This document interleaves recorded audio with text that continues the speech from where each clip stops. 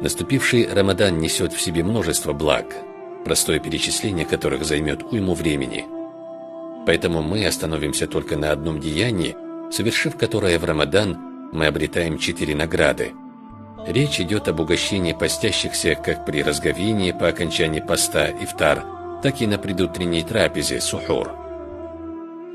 Здесь следует отметить, что угощение людей едой и питьем является одним из благородных поступков, за которые обещана великая награда. В священном Коране и сунне посланника Божьего, алейхиссаляту вассалям, описываются достоинства и степень того, кто накормит голодного и напоит жаждущего. Так от Сухайба ар-Руми, да будет доволен им Аллах, передается, что пророк, алейхиссаляту вассалям, изрек: «Лучший из вас тот, кто угостит едой и отвечает на приветствие», передал имам Ахмад. Однако особенность Рамадана в том, что за благие деяния, совершенные в этом месяце, награда возрастает многократно. В этом проявляется огромная милость Господа.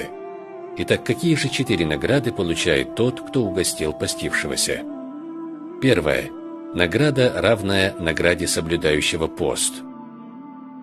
От Зайда бин Халид аль-Джухни, да будет доволен им Аллах, передается, что пророк, алейхиссаляту вассалям, сказал: «Кто накормит соблюдающего пост во время разговения, тому будет записана такая же награда, как и тому, кто соблюдал пост, и при этом награда соблюдавшего пост нисколько не уменьшится».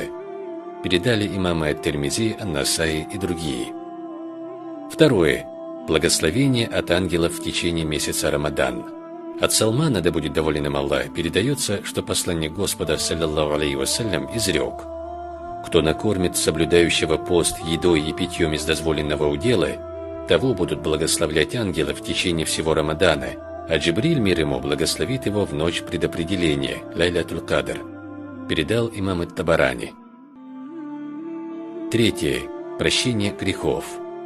Пророк Мухаммад, алейхиссаляту вассалям, изрек: «Кто накормит в нем соблюдающего пост, то есть в месяц Рамадан, то это станет причиной смывания его грехов, причиной освобождения от огня ада.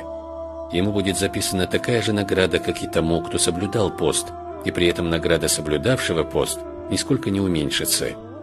Когда сподвижники посетовали: «Не у каждого из нас бывает то, чем можно угостить соблюдающего пост», посланник Божий, алейхиссаляту вассалям, сказал: «Это вознаграждение Аллах дает тому, кто накормит постящегося, даже если он угостит одним фиником, или же глотком воды, или же молоком, разбавленным водой».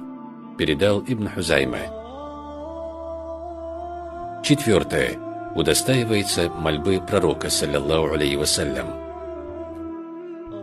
От Анаса, да будет доволен им Аллах, передается, что как-то раз пророк, саллаллаху алейхи вассалям, пришел к Сааду бин Убаде, да будет доволен им Аллах, который угостил его хлебом и маслом. Поев, пророк, саллаллаху алейхи вассалям, сказал: «Да разговляются у вас постящиеся, и да вкушают вашу еду праведные, и да благословляют вас ангелы».